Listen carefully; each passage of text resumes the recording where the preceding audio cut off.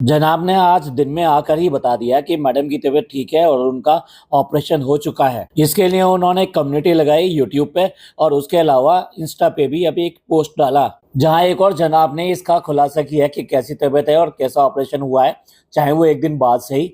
लेकिन उसके साथ ही साथ कुछ लोगों ने इस बात पे भी सवाल उठाया कि इन्होंने जिस तरीके से बीमारी के बारे में बताया और जिस तरह से आगे की प्रोग्रेस बताई, वो आपस में मेल नहीं खा रहे हैं। चलिए बताएंगे पूरी बात, बने रहिए हमारे साथ। आज की चर्चा में आपका स्वागत है। जो लोग चैनल पहली बार आए हैं तो प्लीज सब्सक्राइब कर लें, बेल आइकन भी दबा दें जिससे कि आने वाली वीडियो की इन्फॉर्मेशन आपको टाइम से मिल जाए।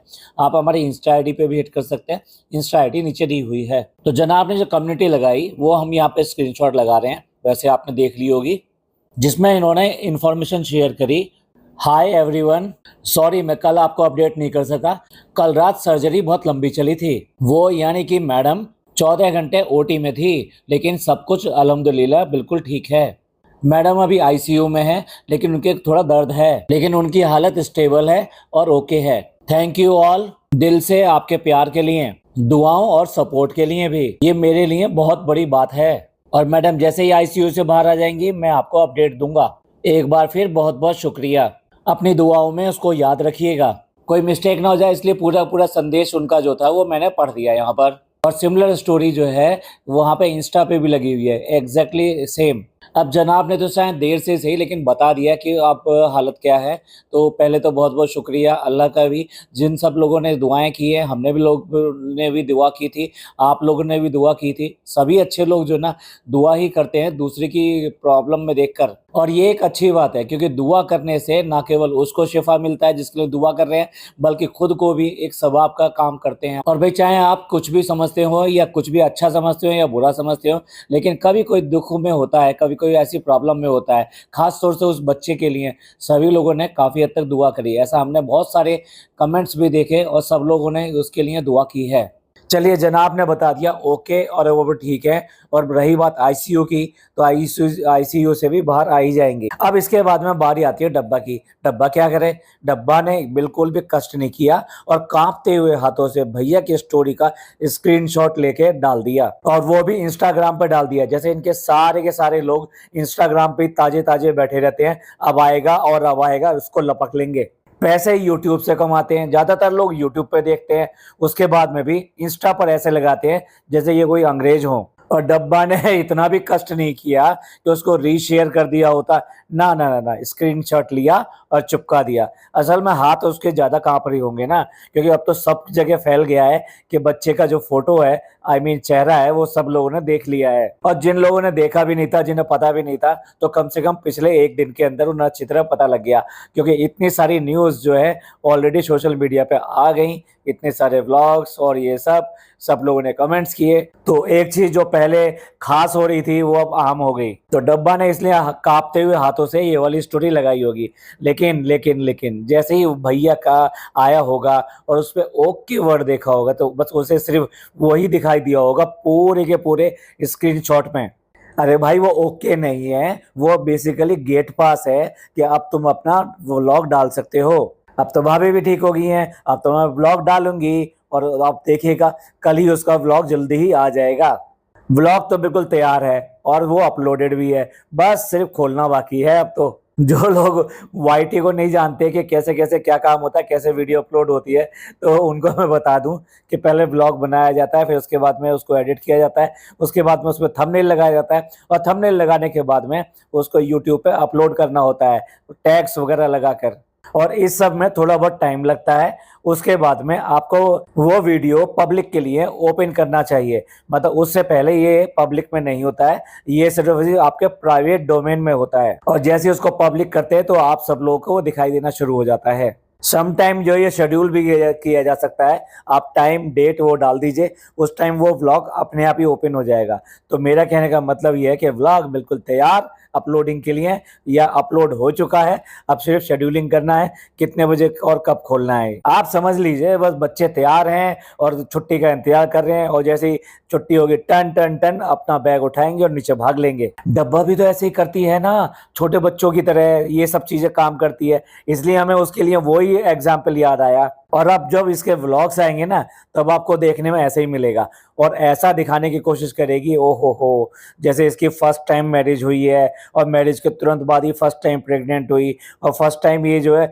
माँ बन गई और माँ बनने के बाद में से कुछ भी पता नहीं है, कुछ भी पता नहीं है और बस ये जो है सारी प्रॉब्लम्स को झेल रही है और बड़ी मुश्किल से जो है आपके सामने व्लॉग लेकर आ रही है अपना। अभी परेशान है वो फीडिंग से और वो क्या करे, उसको टाइम नहीं मिल पा रहा है, बच्चा सोने नहीं दे रहा है, कभी वो पॉटी कर देता है, कभी शुशु कर देता है और इस सब में वो नैपी वैपी ये सब बदलने के लिए, हालांकि उसके पास पूरा सपोर्ट सिस्टम है, वो कुछ भी नहीं करेगी सिवाय उसको फीडिंग कराने के। बट ये सब उसका कंटेंट है और वो कंटेंट आएगा और देख लीजिएगा उस व्लॉग के अंदर कोई ना कोई चीज की घर के अंदर कमी पड़ जाएगी। डब्बा तो वहां जा नहीं सकती बाहर, तो फैमिली के लोग जो है डब्बा के एवज में बाहर जाएंगे कुछ खरीदने के लिए, क्योंकि शॉपिंग के बिना व्लॉग कैसे बनेगा। लड्डू तो अब बन चुके हैं, अब ये समझ लीजिए कि बच्चे के आंखों में काजल लगाना है तो काजल लगाने के लिए भी पूरी फौज बाहर चली जाएगी यार, और कुछ नहीं तो उसके डायपर लेने के लिए ही बाहर चल देंगे ये और फिर दिखाएंगे कि इन्होंने डायपर किस दुकान से खरीदा, कैसे खरीदा, किस कलर का खरीदा, किस नंबर का खरीदा। उसके बाद में घर पर आकर दिखाएंगे, देखो देखो हम ये लेके आएंगे। हो सकता है वहां से फोन भी हो, लाल वाला खरीद लूं या पीला वाला खरीद लूं। पीले वाले में पता नहीं लगेगा क्योंकि पीला आएगा तो पता भी नहीं चलेगा कब बाहर आ गया। आई एम रियली सॉरी इन सब बातों करने के लिए गंदे तरीके से, लेकिन जिस तरह का ये करती है ना वो इसी तरीके के काम करती है ये। और भाई नई नई जो दादी बनी है उनके भी आपको रंग देखने को मिलेंगे, क्योंकि अब वो व्लॉग से बिल्कुल परहेज नहीं करती हैं। अब उन्हें कोई प्रॉब्लम नहीं है व्लॉग में आना है नहीं आना है, क्या दिखाना है। अब तो वो बोलती भी हैं खूब अच्छी तरीके से। आखिरकार डब्बा ने सबके ऊपर सीजनिंग करी दी, डब्बा का पैसा, डब्बा का एहसान, ये सब चीजें ना पलट देता है और इसी चीज की कमी की वजह से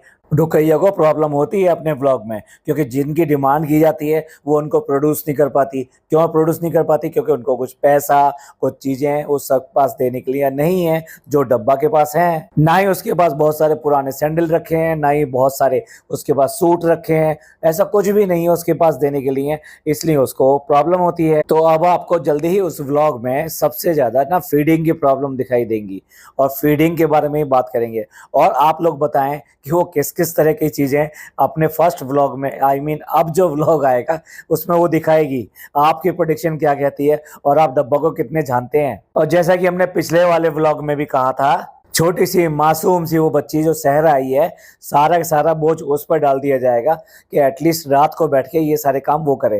क्योंकि और जितनी भी माएँ बनी हुई हैं ना, सो कॉल्ड माएँ, जो अब मेरे हिसाब से माएँ ना होके वो बहुत ही कनिंग है, मतलब उनके अंदर कितना कूट कूट के ये सब चीजें भरी पड़ी हैं, वो सारी बैठ के आराम से सोएंगी और जागने का किस्सा क्या होगा, शहर जागेगी और सास जागेगी। फनी भी मस्त सोएगा आराम से, क्योंकि उसे जिम जाना है, उसे वहां रेस्टोरेंट तो जाना नहीं है पर जिम जाके मेहनत करनी है उसे। सच पूछो तो मुंबई आने के बाद में जितने मजे जो फनी के आए उतने तो शायद ही किसी के आए होंगे, और उसपे भी बिना कुछ करे हुए है। अब देखने वाली बात यह है कि जल्दी ही अभी 2-3 दिन के बाद ही ईद आने वाली है। ईद पे ये सब क्या करते हैं? डब्बा के ससुर तो अब आ चुके होंगे, तो डब्बा के ससुर की भी आंखें अब फटी की फटी रह जाएंगी और खुशी का कोई ठिकाना नहीं होगा। क्यों? क्योंकि अब तो वारिस आ गया है, अब तो पोता आ गया है। और ये जो किस्सा फैला रखा था गांव के अंदर कि अगर बच्चा नहीं हुआ तो वो दूसरी शादी कर लेगा, जिसके लिए डब्बा बिल्कुल भी मानने वाली नहीं थी। और इसीलिए जितनी जल्दी हो सके उन्होंने पहले ताबीज गंडे ये सब कुछ किया और उसके बाद में अटक गए। कहां पर आके अटक गए? सीधे आईवीएफ पे चले गए। और उसमें भी भाभी ने, यही भाभी थी जिसने अब भी हेल्प करी उसको आईवीएफ के लिए, क्योंकि दोनों की डॉक्टर सेम है। वही भाभी है जिसके लिए हंस हंस के ये बता रहे थे वो बीमार है, ऐसे है वैसे है, और उसको जो इस तरह का निकला है, कितनी बुरी बात है, बच्चा है। लेकिन उसके बाद में सिर्फ और सिर्फ अपनी प्रेगनेंसी के ऊपर बात करी, उसके ऊपर कम बात करी। जिस तरह से ये दोनों हंस हंस के बात कर रहे थे उससे तो ये लग रहा था कि ये सब मामला सारा स्क्रिप्टेड चल रहा है और ये एक बार फिर दृश्यम दिखा रहे हैं हम लोगों को। ऐसे कई सारे कमेंट्स आजकल आ रहे हैं। हमारी कल वाली वीडियो के ऊपर एक कमेंट आया जो बेसिकली हमको अक्सर कमेंट करते रहते हैं। देखिए मैं इनका स्क्रीनशॉट लगा रहा हूँ यहाँ पर, आप इसको पढ़ सकते हैं। मैं इसका सेकंड पैराग्राफ पढ़ रहा हूँ। इन दोनों भाई बहन झूठी खबर देते हैं अपने ब्लॉग में। ये लोग, बहन 10 दिन एडमिट थी डिलीवरी के लिए,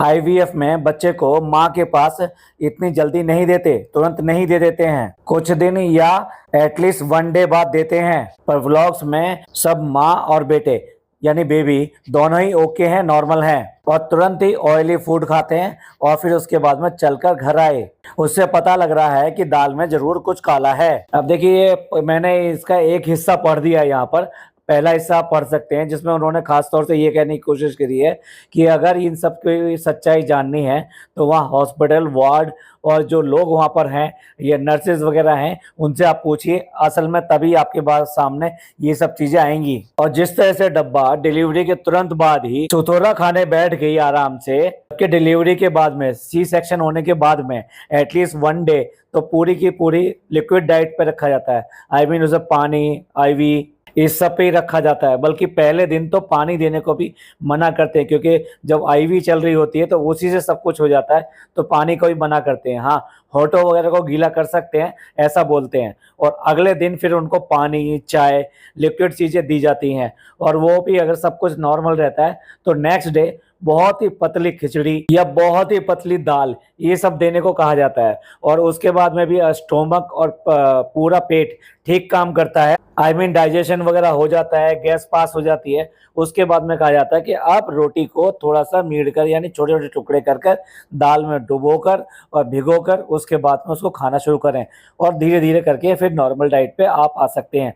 और ऑयल और फैट इस तरह की किसी भी चीज के लिए, घी के लिए, इन सब के लिए सख्त मना कर दिया जाता है सिजेरियन होने के बाद में। यहाँ तो भैया सुथोरा चल रहा है, चल रहा है। अरे अब तक जो है पता नहीं किस किस का सुथोरा खाया होगा, लेकिन अब ये कम से कम अपने नाम का मिला है तो वो तो खाने दो भैया, मैं तो खाऊंगी। और इसलिए सबसे पहले वो ही मांग लिया और वो ही सुथोरा चल रहा है। आपको भी बिलीव होता है कि ऑपरेशन के तुरंत बाद ही ये सब खाया जाएगा और डॉक्टर्स भी उसके लिए मना नहीं करेंगे।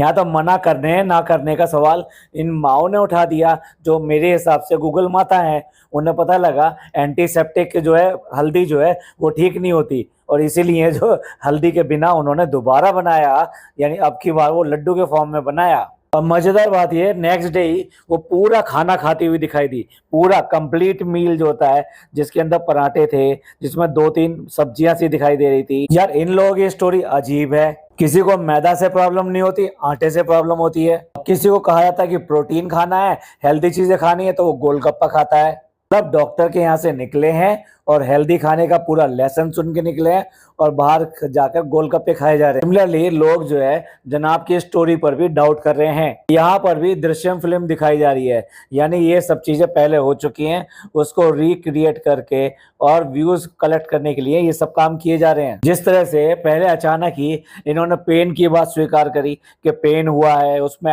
एंटीबायोटिक दिए गए और उसके बाद में फिर टेस्ट होने शुरू हुए और उन टेस्ट करते करते ही इस रिजल्ट पे पहुंचे कि वो उनके ट्यूमर है, वो भी लीवर के अंदर है। लेकिन अभी ये बात चल ही रही थी कि इसके बाद में जब तीसरा व्लॉग आया जनाब का, जो उन्होंने मैडम के साथ बैठ के बनाया था, वहां एक नई बात शुरू कर दी कि एक्चुअल में जो पेन हुआ था ना वो था गॉल ब्लैडर में जो स्टोन है उसकी वजह से था। अब बताइए, अब इन्होंने बात छेड़ दी गॉल ब्लैडर के स्टोन की। अब गॉल ब्लैडर में जो स्टोन है वो भी कोई अब से नहीं होगा, वो काफी पहले से होगा। और जो वो काफी पहले से था तो ये बेसिकली 2 तरह के इफेक्ट दिखाता है।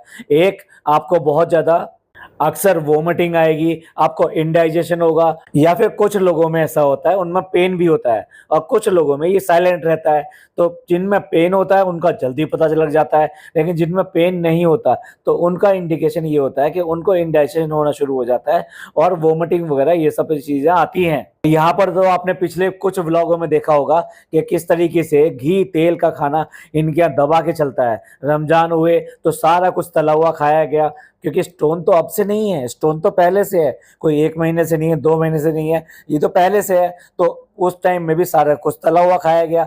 और उसके बाद में ज्यादा दूर मत जाइए, अभी अभी इनका बर्थडे आया था, यानी कि अम्मी का बर्थडे आया था और उस बर्थडे पर ये लोग राजस्थानी खाना खाया। इन लोगों ने कहाँ खाया था? एक होटल में जाके खाया था, जो सब लोग गए थे और वहां पर बहुत सारी स्वीट डिशेस थी और मैडम पूरा प्लेट भर के 100% पूरी प्लेट भर के स्वीट डिशेस लेकर बैठी हुई थी, जो अच्छी खासी तेज ऑयल के साथ में होती है। तो इतना भर भर के इन्होंने ऑयल खाया, फिर भी इनको इंडाइजेशन नहीं हुआ, इनको वोमिटिंग नहीं हुई, इनको पता नहीं चला। और जिस तरह से ऑपरेशन को इतने दिन खींचा गया, मतलब 14-15 दिन या उससे भी ज्यादा खींचा गया। देखिए, बीमारी का पता लगा था 1 से 4 तारीख के बीच में, और अब लगभग जो है लगभग 1 महीना ही पूरा हो चुका है, उसके बाद में ही ऑपरेशन हुआ। तो क्यों करके डायग्नोज करने में इतना ज्यादा टाइम लगा, जबकि जो बड़े अच्छे मतलब हॉस्पिटल्स होते हैं वहां तो पूरी डॉक्टर्स की टीम डिसाइड करती है कि एक्शन क्या लेना है और कैसे लेना है। क्योंकि इन लोगों ने भी अपनी कंफर्मेशन टेस्ट कराने के लिए इतना ज़्यादा डिले किया, यानी पहले ये कोशिश करी कि बच्चा जो है इनका दूध छोड़ दे, फीडिंग छोड़ दे, उसके बाद में ये सब करेंगे। जबकि हो ये सकता था बड़े आराम से कि पहले टेस्ट कर लिया जाता, उसके बाद में बच्चे का दूध छुड़ाया जाता। तो ये सब जो कहानी हुई है कि फ्लू हो गया, ये हो गया, वायरल हो गया, फीवर उतर नहीं रहा था, फीवर के लिए वहाँ एडमिट कराना पड़ा, ये सब इतनी लंबी स्टोरियां नहीं बनती। तो इन सब की वजह से लोगों के कई सारे अलग अलग कमेंट्स आ रहे हैं, और मेरे क्वेश्चन का आज तक मुझे आंसर नहीं मिला, जो मैंने पिछले व्लॉगों में भी पूछा था कि अगर ये सब बीमारी थी, ये सब थी, तो क्यों करके वो वीडियो बनवाई गई जो आरती ने बनाई थी, वो क्लिपिंग बनवाई गई, और क्लिपिंग बनवाई गई उसके बाद में वो ड्रामा किया गया, नहीं नहीं नहीं हटा दो इसे मत करो, हम लोग बहुत दुखी हैं, अंदर से दुखी हैं। और उसके बाद में भी वो वाली वीडियो पूरी की पूरी अपलोड कर दी गई एक चैनल के ऊपर। ऐसा सब क्यों किया गया ये समझ में से बाहर था। आप लोगों को किसी को समझ में आता हो क्यों करके वो वीडियो बनाई गई थी, और फिर क्यों करके इस तरह से हाथ हिला हिला के, और वो भी एंड टाइम पर, मतलब पूरा रैंप वॉक किया उन्होंने। दोनों ने आराम से देखा है कि कौन वीडियो शूट कर रहा है और वीडियो शूट की जा रही है या नहीं की जा रही है, लेकिन मना कर रहे हैं कहाँ जाके, बिल्कुल एंड पर जाकर मना कर रहे हैं। जबकि जितनी बड़ी वो वीडियो क्लिपिंग थी वो आधे से ज्यादा शूट हो चुकी थी वहां तक। चलिए, मैडम भी अपनी पोस्ट रिकवरी सेशन में होंगी अगर ये सब चीजें चल रही हैं अभी भी तो, और जल्दी ही मतलब 3 से 4 दिन में वो डिस्चार्ज होके घर आ जाएंगी। और जो भी पोस्ट ऑपरेशन जो प्रॉब्लम्स होती हैं या जो भी चीज़ होती हैं, अल्लाह उनको लड़ने की ताकत दे और ये सब चीज़ें जल्दी ही ठीक होके ये नॉर्मल तरीके से अपने बच्चे के पास आ सकें। डेफिनेटली जनाब का भी आज या कल उनका व्लॉग भी आ जाएगा, इस सब के शुक्रिया अदा करने के लिए, हालत बताने के लिए, कैसे कैसे क्या हुआ था। अच्छा, एक चीज़ मेरे को एक और भी शक है। देखिए, जैसे ही कोई इतना बड़ा ऑपरेशन हो जाता है, इतना बड़ा आप समझ सकते हैं ये किसका ऑपरेशन हुआ है और इतने लॉन्ग इसका ऑपरेशन हुआ था। उसके बाद में सबसे पहले जी करता है कि आपके जो नज़दीकी हैं आप उनको फ़ोन करके बताएं कि ऑपरेशन सक्सेसफुल हो गया है और वो ठीक है, डॉक्टर्स ने वो ठीक बताया है। तो ऐसे में जनाब अपने सबसे बड़े परिवार को, जिससे उनको सबसे ज़्यादा दुआएं मिली, उनके लिए 2 लाइन लिखने में उनको पूरे 1 दिन लग गया। अरे सिर्फ 2 ही लाइनें तो लिखनी थी, उसमें बहुत ज़्यादा तो नहीं लिखनी थी कि हॉस्पिटल में ऑपरेशन हो गया है, सक्सेसफुली हो गया। अभी भी देख लीजिए, कोई बहुत लंबा चौड़ा तो जनाब ने लिखा नहीं है। लेकिन ये पता नहीं इतने ज्यादा नेग्लेक्ट हैं अपने ही लोगों के लिए जिनसे दुआओं की दरख्वास्त करते हैं। मुझे तो नहीं लगता कि इतने ज्यादा सीधे साधे भोले वाले लोग हैं कि इन्हें इन सब चीजों का पता ही नहीं है। अब देखने वाली बात ये है, अगर जब फर्स्ट व्लॉग बनाएंगे जनाब तो कितनी डिटेल में इस बीमारी के बारे में बताते हैं, क्योंकि कैसे हुई, क्या हुआ, किस तरह के स्टेप हुए, तो वो बताते हैं। भाई इसमें कोई बड़ी बात नहीं है। नॉर्मली आप देखिए, किसी भी बीमार के पास जाए वो जाए, एक बार पूछ के देख लीजिए ये कैसा हुआ था, वो आपको A to Z सारी कहानी बता देगा। जितने लोग देखने के लिए आएंगे उन सबको ही पूरी स्टोरी बताएगा। चलिए देखते हैं आप लोगों को, जो अपने लोग हैं, जो अपने वाले लोग हैं, उनको कितनी स्टोरी सुनने को मिलती है और किस तरह की बातें सुनने को मिलती हैं। चलिए हम एंड करते हैं डब्बा के कप कपाते हाथों के लिए और उस स्टोरी शेयर करने के लिए उसको भी शुक्रिया कहते हुए, साथ साथ ये जो अपने बीच में चल रहा है, इन दोनों के बीच में क्या चल रहा है, कैसे चल रहा है, आपको क्या समझ में आता है, इस सबको कमेंट करके जरूर बताइएगा। आपके कमेंट्स का हमें इंतजार रहेगा। आपको ये पॉडकास्ट पसंद आया हो तो प्लीज़ लाइक कीजिए, सब्सक्राइब कीजिए, शेयर कीजिए। थैंक यू, धन्यवाद, शुक्रिया।